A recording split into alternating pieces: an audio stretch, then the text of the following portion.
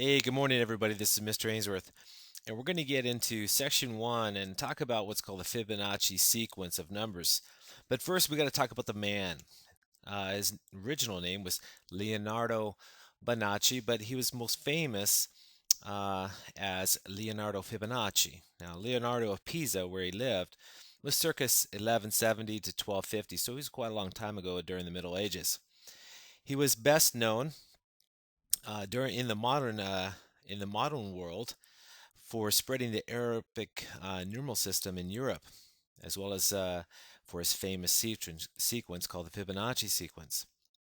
Later on, during his life, he wrote a book called the Liberace, where he posed a special problem involving a hypothetical population of rabbits based upon idealistic assumptions, which is what we are going to check out right now. So let's go ahead and read the problem that he posed many, many years ago and take a look at his famous rabbit problem, which is used to illustrate his famous sequence called the Fibonacci sequence. The problem goes like this. Suppose a newly born pair of rabbits, one male, one female, are put in a field. Rabbits are able to mate at the age of 1 month. So at the end of the second month, a female can produce another pair of rabbits. Suppose that our rabbits never die and the female always produces a new pair. Okay, not just one, but a new pair, one male, one female. That's the assumption every month for the second month on. How many pairs now of rabbits will be there in 1 year? That's the big question. All right, so we're going to use a little bit of notation here. We're going to let p sub 0 represent the number of pairs that we have in the beginning. Okay, so this is the beginning. All right, p sub 0 is in the beginning, and we start off with one pair of youthful rabbits. So one pair of youthful rabbits. Now the whole goal is to answer this question right here. How many pairs of rabbits will be there in 1 year? And to do that, we're going to go by these assumptions that he posed in there. Okay, now at the end of the second month, a female can produce another pair of rabbits, one male and one female, every single time, only if it's mature. So what we're going to do is use the go alphabetically here, and we're going to represent that we start off with a youthful pair, and we're going to go alphabetical so we can keep track of things. So a sub y represents our first youthful pair of rabbits, y for youthful. So y equals youthful pair. And as you already know, that youthful pairs cannot mate. Once they become mature at the end of the second month, or at the end of 1 month, then they'll produce another pair. So we're going to start in the beginning with a youthful pair. We're going to call it a sub y. This is our first useful pair, so we start off with one pair of rabbits. The question is, how many do we have at the end of the 12th month after 1 year?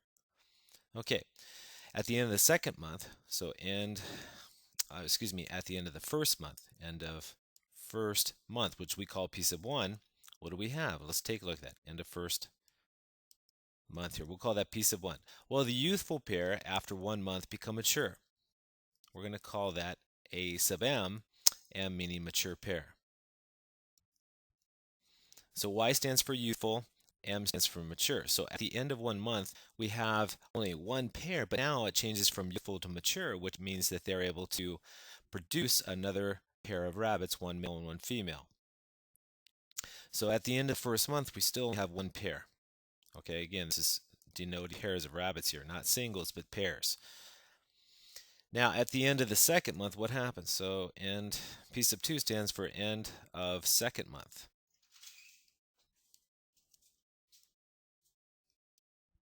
So what happens at the end of the second month? Well, this mature pair of rabbits is able to produce another pair. And when it produces a pair, we're going to call it B because we're going alphabetical here.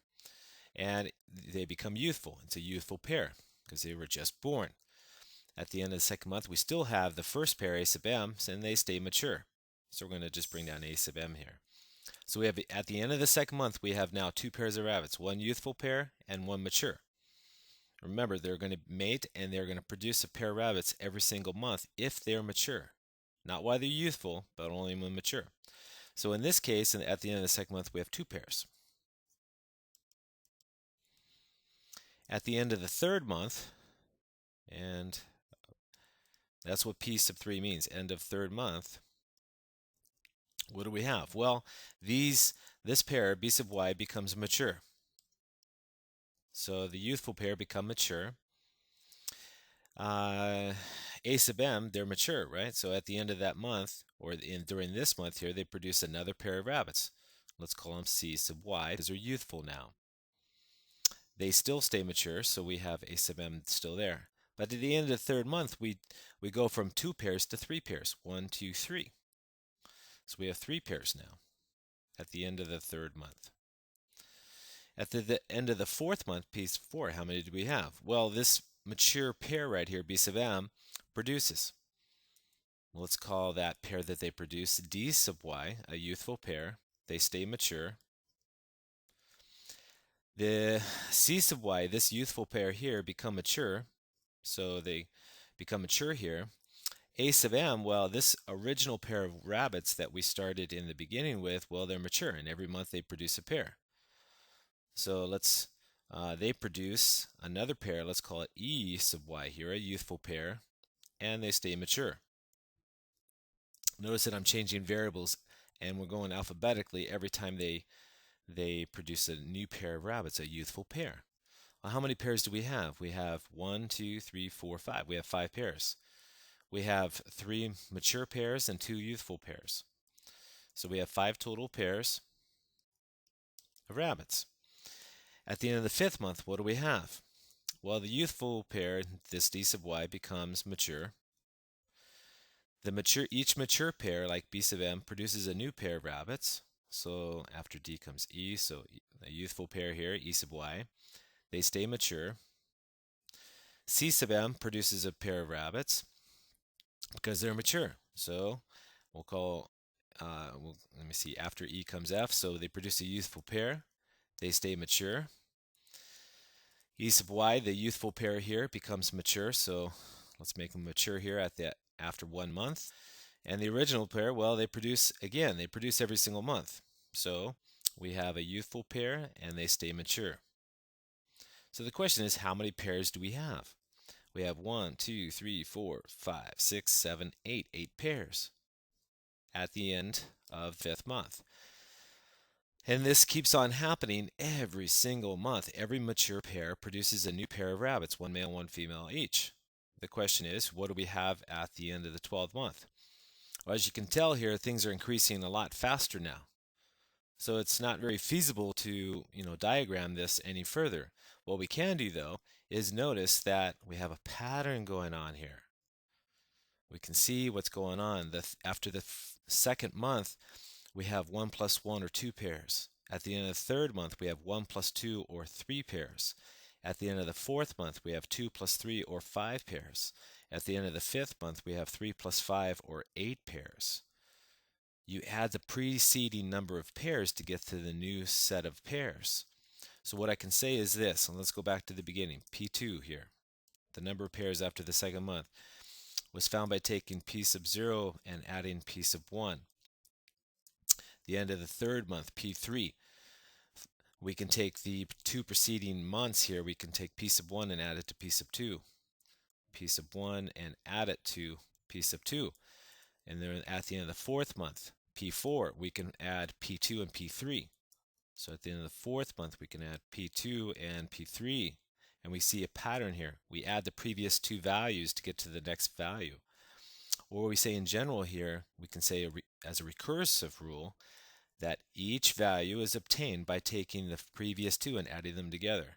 So P sub n minus 2. Notice that 2 is 2 before 4. 1 is 2 before 3, plus the one before it, P sub n minus 1. You add the 2 preceding values to get the next value.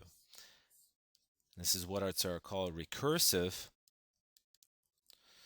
rule to find the number of pairs at any month. Okay, so at the end of the 6th month, right here, we can add 5 plus 8. So 5 plus 8, well, that's 13.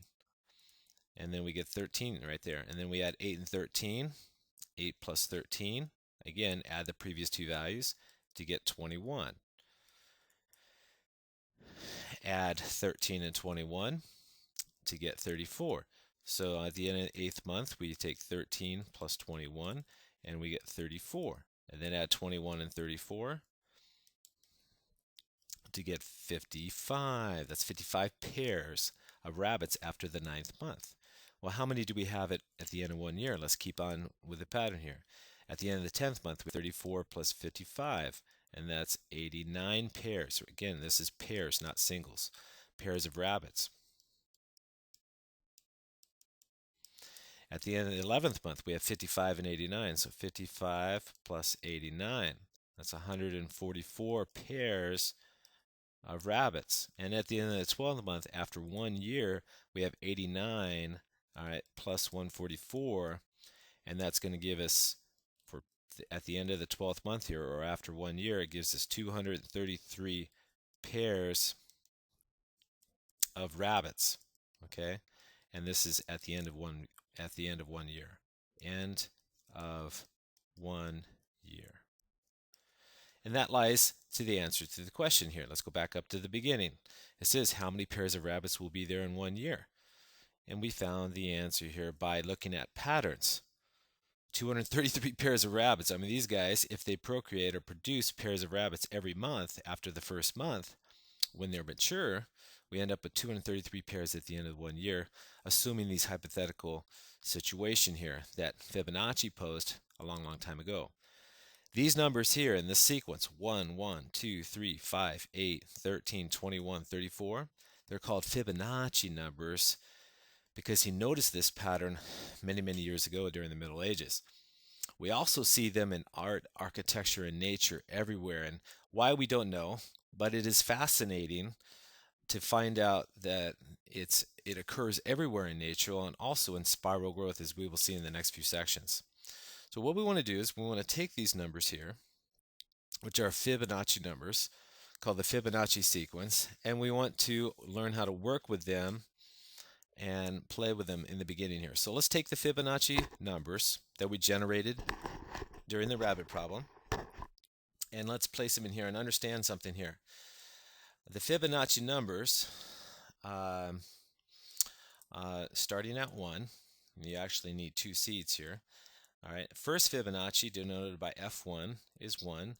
F2, the second Fibonacci number, is 1. And then 1 plus 1 is 2. 1 plus 2 is 3. 2 plus 3 is 5. 3 plus 5 is 8. 5 and 8 is 13. 8 plus 13, 21. 13 and 21, 34. And the 10th one here, F10, or F sub 10, is 55. These are the first 10 Fibonacci numbers. And we're going to use this what's called subscript notation here to denote a Fibonacci at any point in the sequence. The seeds of the Fibonacci numbers are F1 and F2. So F1 is 1 and F2 is 1 again. These are the seeds. All right, you need 2 numbers to start this sequence here. So there are 2 seeds in the Fibonacci sequence, and they're used to generate them all. In the recursive rule, any number here, S sub n, is found by taking the sum of the previous 2. So we can say that in general, S sub n, the nth Fibonacci number, is equal to the sum of the previous 2. And previous to F sub n is F sub n minus 1. And then you have to add, of course, as I've been saying here, you add the previous 2. You have to take S sub n minus 1 and add it to F sub n minus 2. So you sum or add the previous 2 numbers here. So let's put that in English. All right, and here's the key. You add the previous, okay, keyword previous now, 2 Fibonacci numbers. You add the previous 2 terms to get to the next term. Add the previous 2 terms, all right, to find the next term. That's as simple as I can put it right here. Add the previous 2. Okay? And that's why you see this big old plus symbol right here. You want to sum, add previous 2 to get to any term in the sequence. All right, you have to know that information. Okay, let's play with a little bit here. And let's play with the Fibonacci numbers just to get used to it here. We might have to find some more, and if we do, we will expand the sequence and find as many as we need. But let's start off with F11 here. And we want to find F11. So F11, just to understand this, comes from the previous two, F10 and F9. So you have to add F9 and add F10 to get F11. And that's 34 and 55, as you can see here in the sequence of Fibonacci numbers. So 35, all right, plus 55, 34 plus 55, all right, and that becomes 89. This is F11 up here. You can just add it into the list here. So it becomes 89. Number 2, F15. Well, to get F15, you need the ones before it. So let's develop that. Okay, so F12. F12 is the sum of the previous two. So you got to take 55 and add it to 89. Kick in your calculators anytime you need it. So 55 plus 89. Again, get your calculators going if you want to, is 144. So F12 is 144. We found that out earlier on the list. So 144 there. F sub 13, you have to add the previous two. So 89 and 144. So 89 plus 144. Just keep on using your calculator. In fact, you know what? Let me get mine going here too.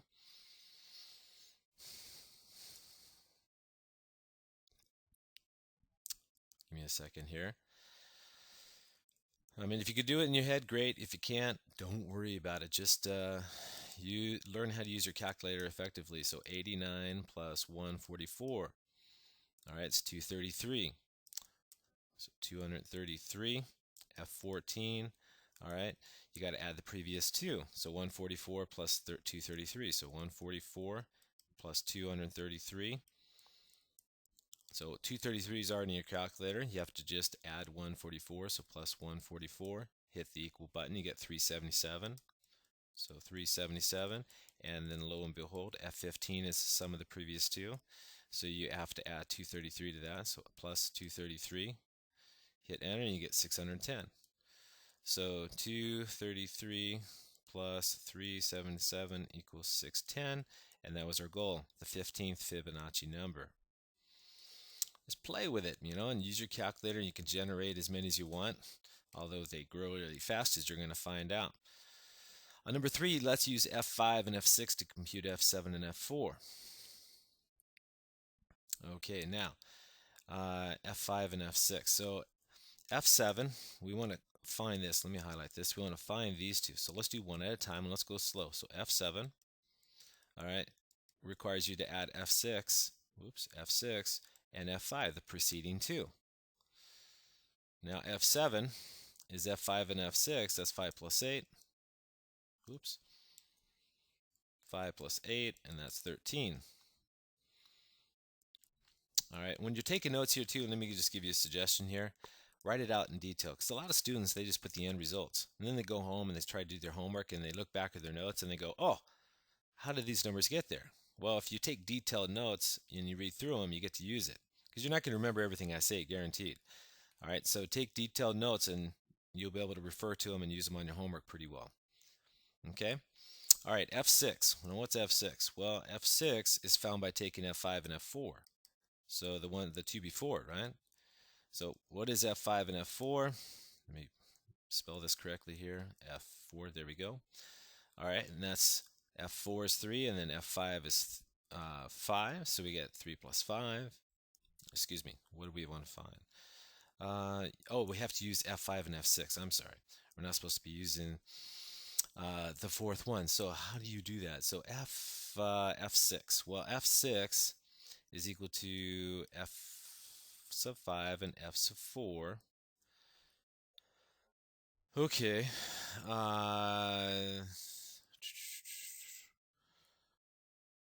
Let me pause here. We want to find F4. Well, F4 is based upon F5 and F6. Okay, so what we can do is just subtract F5, and I can say that F4 is the same thing as taking F6 and subtracting F5. So F6 subtract F5. There we go. All right, what is F6? It's 8, right here, 8, and F6, well, F6 F5, excuse me. F5 is 5, so 8 minus 5, that's a total of 3. It says find F5 and F6. It's good. Use F5 and F6 to find these two values. So how F4 is found by subtracting F6 and F5. All right, the difference of the two. Likewise on this one here, given that the 36 Fibonacci number here is 14,930,352, and the 37th number is 24,155,817, how do you find f sub 38? Well, f sub 38 is the sum of the previous two, f sub 37 plus f sub 36. So what we want to do is we want to add them. And when you add them, you do this on the calculator here. You have to just enter it in. Well, you can do it by hand if you want, but it's a lot easier to input it in here. So let's do it. All right. So notice that I input in. I'm going to sum the two numbers here, 24,157,817. All right.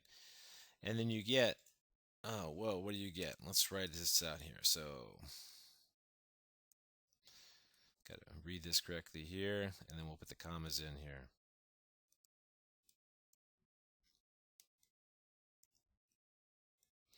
So you get 39,888,169. So the numbers get quite large quite fast. I mean, we're only at the 38th Fibonacci number here, and we're already at almost at 40 million. They grow really fast. Okay. Now, how do you get the 35th Fibonacci number given these two? Okay. Well, let's see here. The 35th Fibonacci number. Well, I know the 37th and I know the 36th. So the question is, what do you do to these two values? Well, the 37th, okay, so let's just write this out. F sub 37, all right, is equal to F sub 36 plus F sub 35. Okay, I want to find F sub 35. So let's solve for this. Let's subtract F sub 36 from both sides.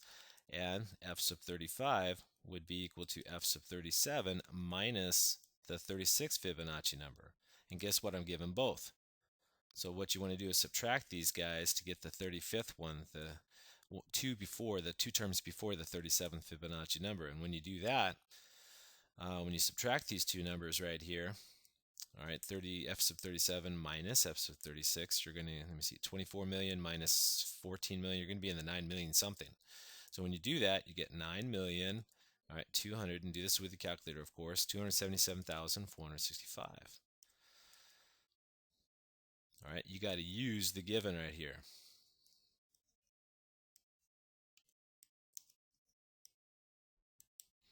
So just keep that in mind. Use the given when you figure that out. All right, so let's continue in here. F sub 12. What is F sub 12? Well, we already found it above here, so let's just take a look at our list. All right, because we already did. We add F10 and F11 to get 144, so we got F12, so that was a gimme. 144.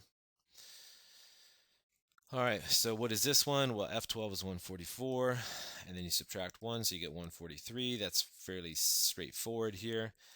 Now, this is in the subscript right here, so these are different. All right, so here you got to take 1 from 12, and you got to find actually F11. That's the one before it. Now, F11 is already in the list. It's 89. So this is, when it's in the subscript, you got to take 12 minus 1, that's 11. You got to find the 11th term now. And then again, once again, you got to go up here, and F sub 11 is just 89. It's the one before F12. So this is 89, or equals 89 here. Let me see, 12 divided by 4 is 3, so really we want to find F sub 3, which is 2. To go in the list, it goes 1, 1, and then 2. Excuse me, I didn't say that correctly. Let's do this. Let's find F12, which is 144. Divide that by 4.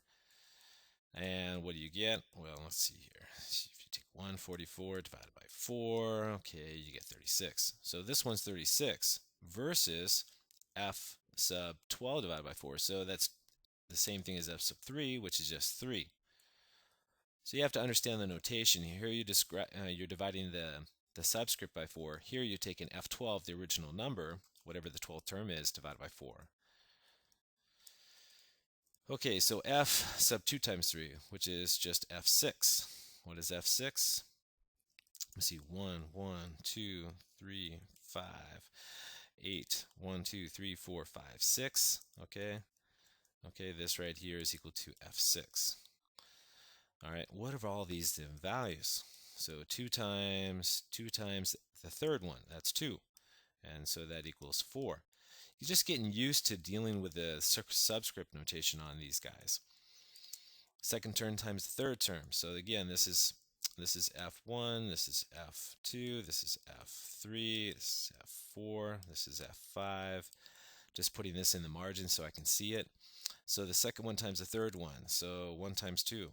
So 1, whoops. So 1 times 2, that's 2. Okay, this is tough stuff here.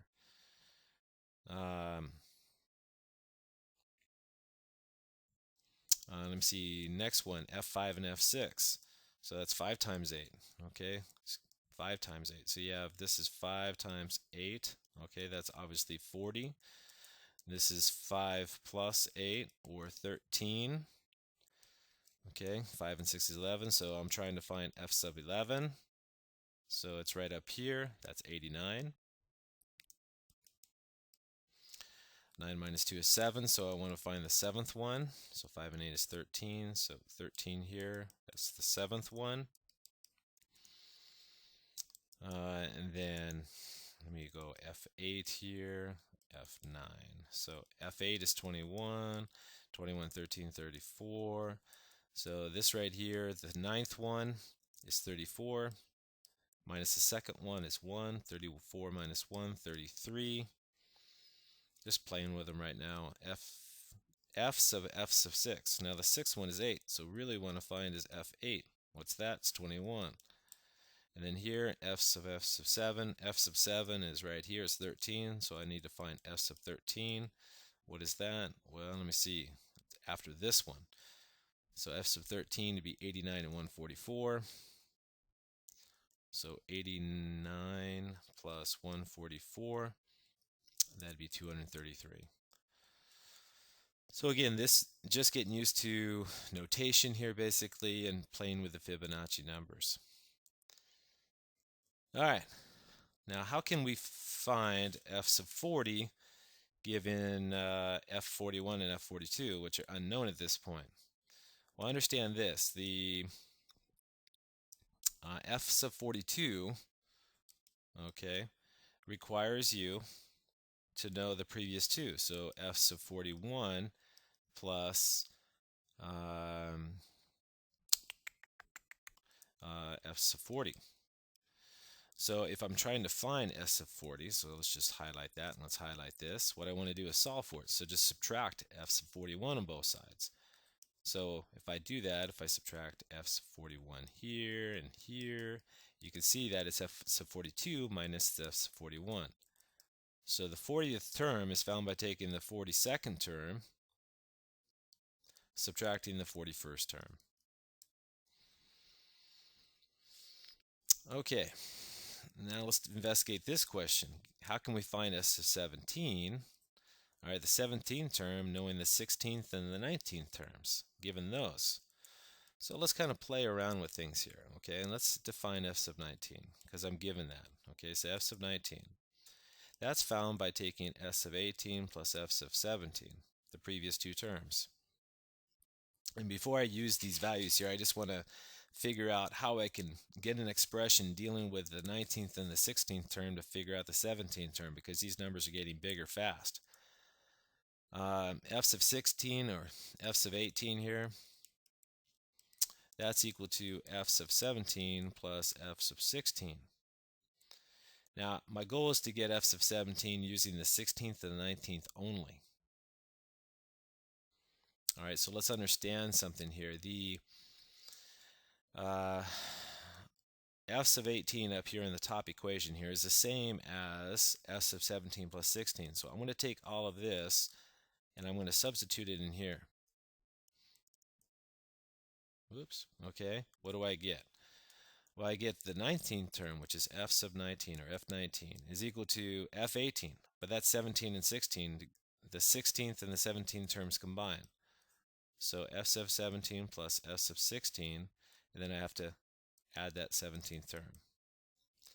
Well, notice here that the 19th term can be expressed as 2 times the 17th term. So 2 times f sub 17 plus f sub 16. All right, and now notice that we have these three numbers here in one equation, one expression. I have the 19th term based upon the 17th and the 16th terms. So if I solve for the 17th term here in this equation and then use my numbers that are given, then I could solve for the unknown. So let's subtract f16, and I get f19 minus f sub 16 equals 2 times the 17th term. Now let's bring that up to the top and let's work with it here. Now let's substitute some numbers in, okay? Yeah. Well, no, let's divide it by 2 and let's solve. Okay, let's go for it. So f sub 17 here, let me just rewrite the entire expression so I don't lose you here. I've got 2 times the 17th term based upon the 19th and the 16th terms.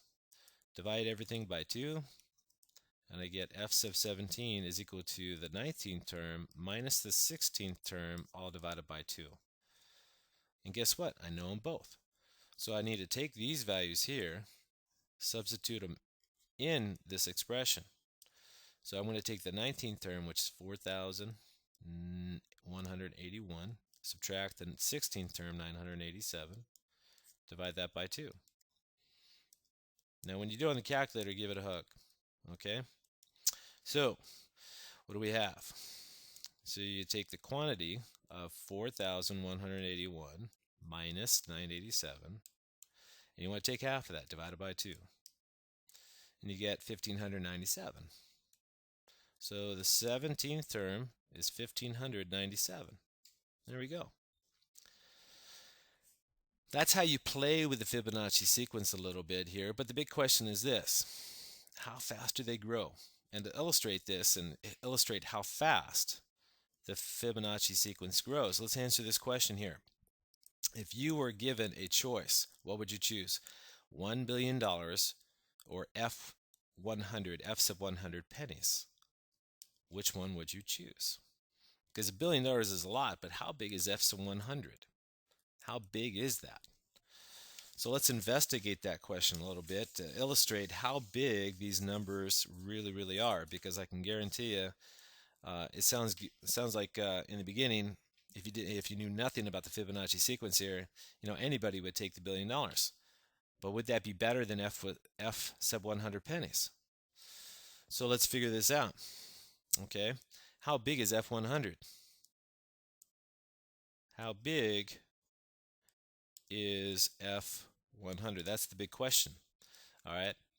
So F100 is based upon F98 and F99. So let's start off with F98. So F98. If you were going to figure this out, if you could figure this out, which would take you a long time, and you'd probably have to have some calculator assistance because the number's so big, you'd get the following number here. So just follow me on this. You'd get 135 quintillion, 301 quadrillion, 852 billion, trillion, 344 billion, 706 million,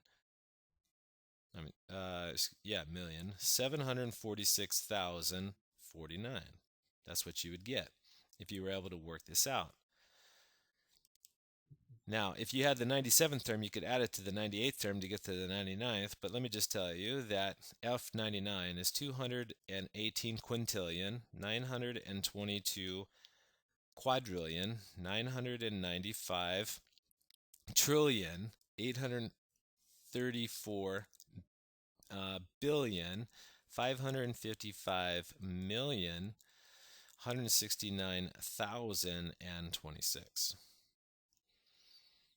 Now, if you knew those two numbers, you can add those up and you get F100. Okay? Now, F100 is the sum of the previous two, F99 and the 99th plus the 98th. Okay? Now that's how many pennies or cents you would have, cents or pennies. Now when you want to convert that many pennies to dollars, what you have to do is you have to divide that by 100 to convert to dollars. Because you guys know that there's 100 pennies every dollar. So if you had a bunch of pennies, you divide it by 100 to convert to dollars. Let's just keep that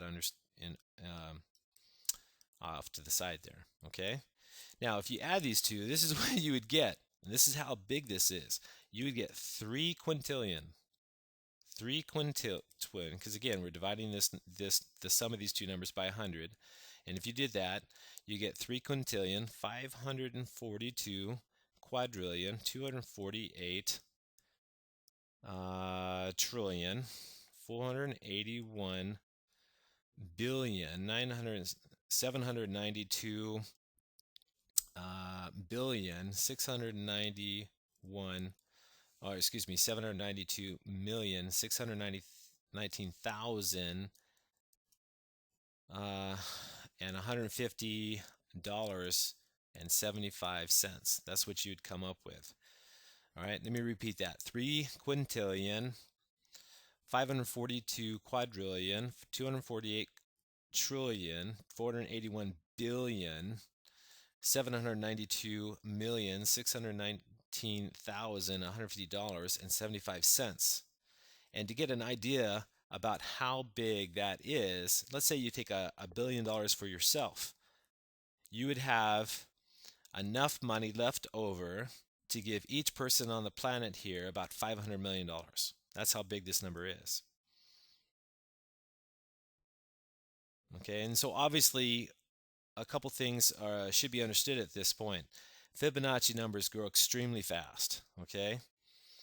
All right, and in answering this question, obviously F100 pennies is so many times bigger than $1 billion, that would be the better deal. But understand that Fibonacci numbers grow extremely fast. So the question is, how do you calculate them? Because these numbers are extremely huge. Thank God for Benet's formula here, which is going to help us out, and I'll talk about that here in a minute. But Fibonacci numbers grow. Fibonacci, whoops, not Fibonacci, he doesn't grow. Fibonacci numbers grow extremely fast. Grow extremely fast. So as the subscript increases, the numbers are going to get bigger and bigger super fast. Now, there's a way to calculate the nth number, what is called explicitly, what's called an explicit formula, instead of using what's called a recursive formula, which is based upon the previous values. It gives you a way to directly calculate a term in the sequence by using the term location or the subscript to find the value. Okay. Now, there was a mathematician long ago who figured this out, and how he figured this out is not important, but he did figure out a way to figure out the nth number in the sequence, or any Fibonacci number in the sequence after n is greater than 0. And he found that in this direct calculation, he found that the nth Fibonacci number, this is the nth Fibonacci number, is calculated by this huge expression here. We're going to take 1 plus the square root of 5 divided by 2, take it to the nth power, where n is your subscript here, all right, minus 1 minus root 5, I'll divide that by 2, all right, to the same exponent, to the nth power, all divided by the square root of 5. This is what's known as Benet's formula here. A mathematician long ago who found a way to calculate the nth term in the sequence without using the previous two. This is what's called an explicit formula, where you can substitute the term that you want into this expression, use a calculator or a computer to directly calculate the number, which alleviates the need for the previous two terms. So it's not an recursive equation, it's a direct way, which is called an explicit formula, a direct way to find the nth term in the Fibonacci sequence. Now, if you wanted to use it and you want to figure out the 12th the 12th term in the sequence, which we already know, we've done this before because 12 is not that high, we found it to be 144, you could calculate it. You'd have to take 1 plus root 5 divided by 2 to the 12th power minus quantity 1 minus root 5, divide that by 2 to the 12th power, all divided by root 5. And the 15th term in the sequence, done the same way, but you raise it to the 15th power. Okay, 1 plus root 5 divided by 2 to the 15th power minus 1 minus root 5 divided by 2 raised to the 15th power, all divided by root 5. Now, just to show you that it works, we know that the 12th Fibonacci number is right up here. We know it's 144. So the question is, does all of this simplify to 144? Okay, so let's try it. Now, doing it on a regular calculator is quite challenging. This is a very difficult formula, and I'm going to attempt to do it here in front of you.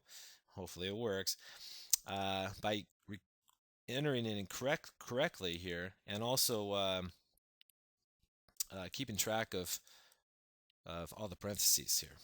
So let me just say something before they do this. You have to enter a second set of parentheses up top in the numerator here in these crazy expressions. So watch me attempt to do it right in front of you. So I'm going to take the quantity here of 1 plus root 5. Notice a double parentheses here. 1 plus a square root of 5.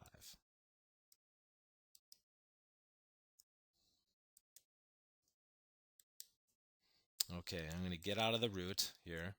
I'm going to double up. I got to divide it by 2. All right, divide it by 2, the quantity by 2, and then I got to raise it to the 12th power. And then I got to get out of the exponent. I got to subtract now, minus 1 minus the square root of 5 divided by 2, and I got to raise that to the 12th power as well. Now I think I entered that correctly here. I got to evaluate that and then divide it by root 5. So let's see if I did that correctly here. Now I'm going to divide it by root 5. So divide it by the square root of 5.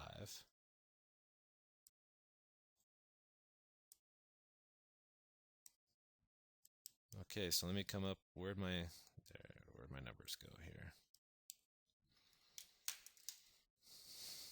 Excuse me for a moment.